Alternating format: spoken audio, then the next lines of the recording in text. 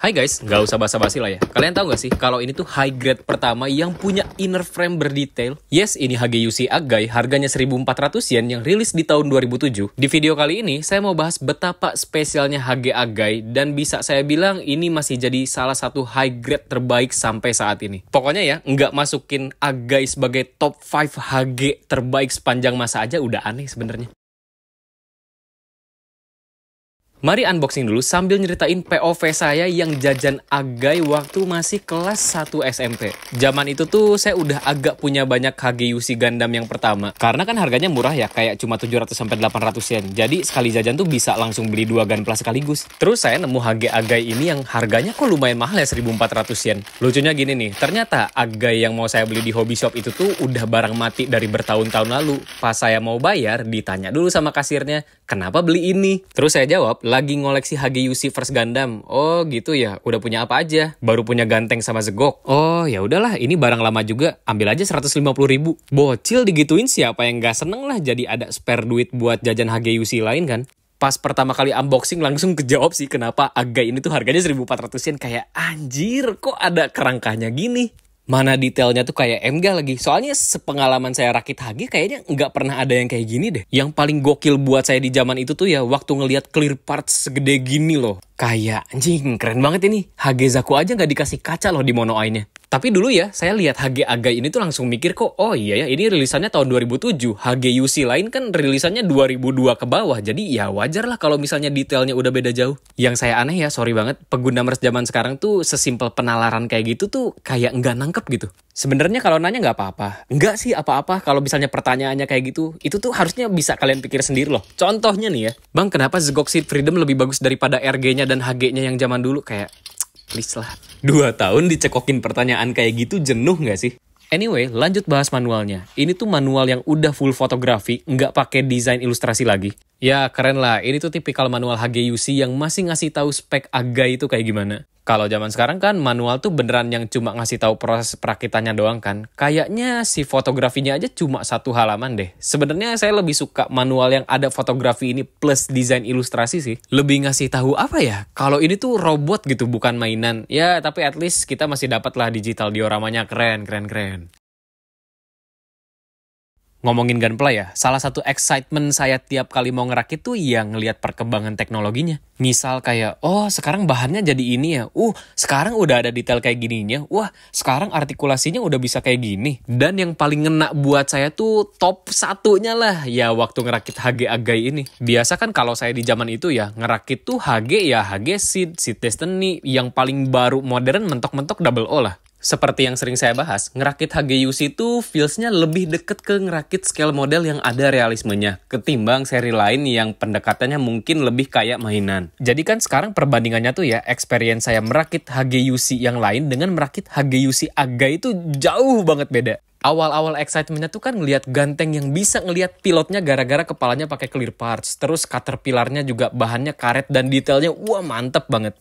Zegok juga yang udah pernah saya review gitu kan experience-nya ngelihat detail-detail kecil kayak thruster, terus baling-balingnya tuh kayak anjing ini robot banget nih. Karena dulu saya nggak punya master grade, jadi kan nggak bisa ngebandingin sensasinya ya. Nah, pertama kali ngerakit Agai ini tuh kayak, anjir, ternyata inner frame tuh ada detailnya ya gini. Yang ternyata pas udah gede saya baru tahu kalau nggak semua master grade itu inner frame-nya berdetail. Jangankan detail lah, saya aja dulu nggak tahu kalau master grade tuh nggak semuanya ber-inner frame. Biasanya kan inner frame tuh cuma di bagian kaki doang ya. Tapi kalau Agai ini kelihatannya ya lumayan lah, kepala, tangan sama kakinya tuh ada inner frame-nya.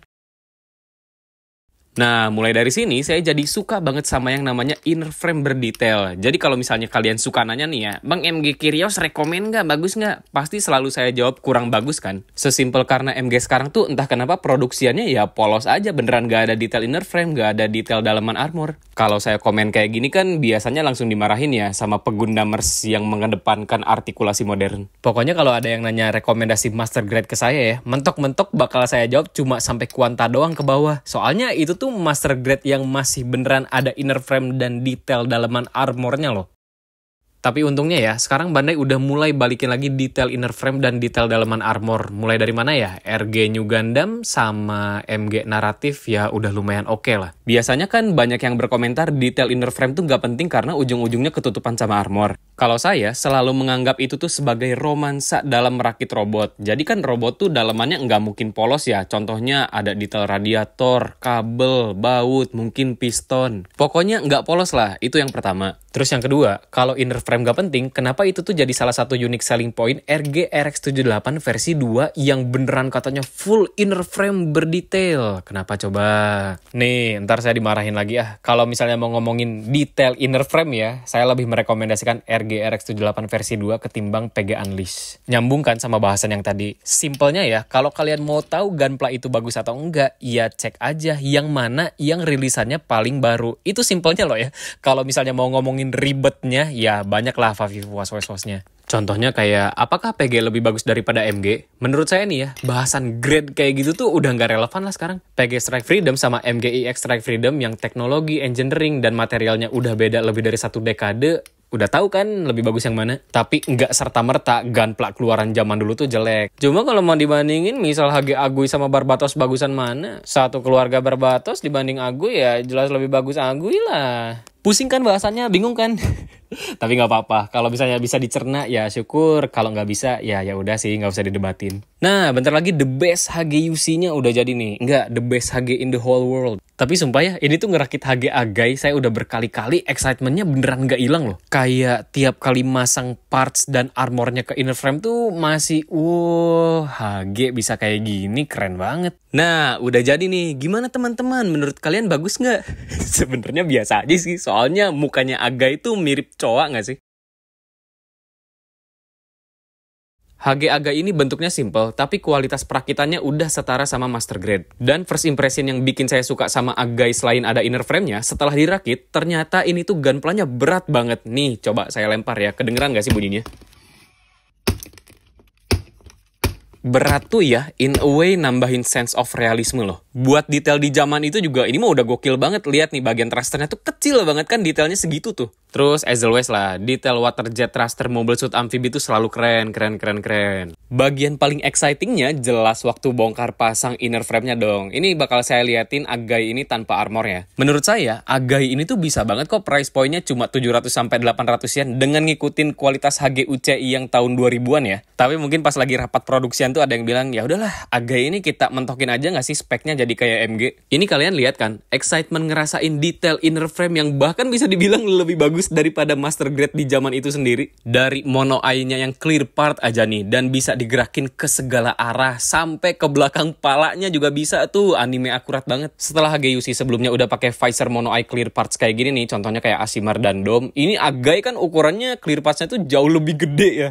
Ya, apalagi dong komentarnya. Selain produksiannya, HG Agai ini emang niat banget deh kayaknya. Buat weapon utamanya ada Iron Nail sama Missile Launcher. Detail menariknya, ada part Missile Launcher yang dikasih Mega Particle Gun. Terus Iron Nail-nya punya option parts pas lagi ngebuka maju kayak gini, dan kukunya bisa digerakin satu-satu loh. Gimik utamanya Agai itu kan tangannya bisa manjang ya. Meskipun ini pakai option parts, tapi kalau dibuka, part berbuku-buku ini tuh isinya inner frame loh. Gokil nggak sih? Terus lucunya ya, ini tuh panjangnya ada 2 mode. Pertama, panjang yang normal doang, ya yang biasa tuh kayak gini, segini panjangnya. Kedua, mode nggak masuk akal yang panjang tangannya tuh jadi 6 buku. Di animenya ya, gimik ini tuh dipakai Agai buat gelantungan dalam gua kayak Spider-Man. Bentuk Agai ini emang kocak, tapi kalau mau ngomongin detail realistis ya, kayaknya ini masih jadi salah satu yang terbaik deh sampai sekarang. Dan ini beberapa posing dari Agai. Kalau mau ngomongin artikulasi nih ya, buat zaman itu, Agai ini udah bisa dibilang yang paling bagus lah. Nih, saya jelasin ya kenapa. Jadi, HGUC itu udah pakai double-sided joint sekitar akhir 2005-an lah, itu pas rilisnya HG Hazel. Otomatis, gunpla rilisan setelah itu tuh artikulasinya jadi lebih diperhatiin kan, salah satunya ya Agai ini. Meskipun kelihatannya simple, tapi HG Agai ini well articulated kok. Contohnya kayak di bagian tangan.